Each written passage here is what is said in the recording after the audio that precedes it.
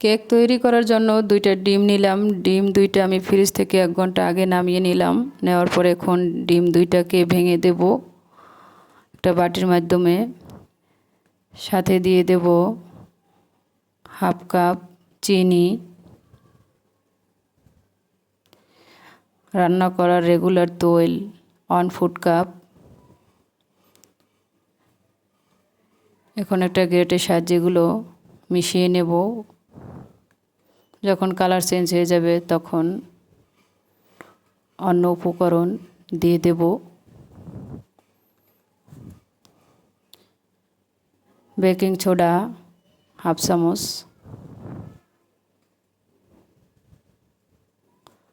Chocolate cocoa powder 1 foot cup.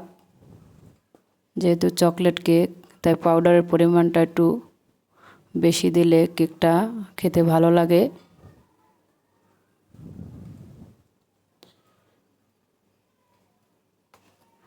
দিয়ে দিলাম half cup দুধ,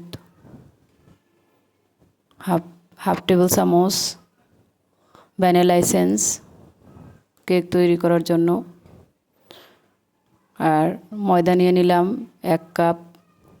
ময়দাগুলোকে আমি এভাবে একটা চালনির সাহায্যে চেলে নেব, যেহেতু দলা দলা ভাব যেন না থাকে। পারফেক্ট কেক তৈরি করার জন্য দিয়ে দিলাম চীনাবাদাম ব্লেন্ড করা হাফ কাপ। চীনাবাদাম দিলে খেতে স্বাদ হয়। যাদের দেওয়ার ইচ্ছা তারা দিতে পারেন, আর না দিলে এটাকে স্কিপ করতে পারেন। ব্যাটার তৈরি করা হয়ে গেছে। এখন আমি কেকের জন্য বাটি নিলাম। বাটিতে দিয়ে দিলাম তৈলটাকে আমি সম্পূর্ণ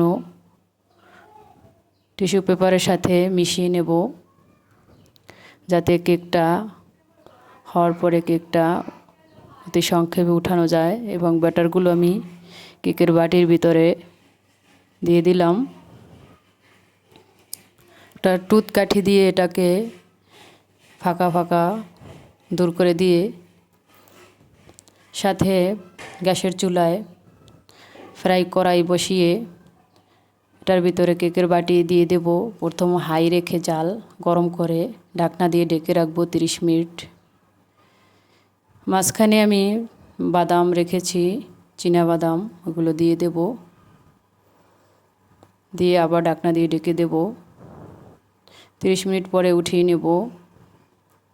দেখব আমার কেকটা পারফেক্ট হয়েছে। এতক্ষণ সাথে থাকার জন্য সকলকে ধন্যবাদ।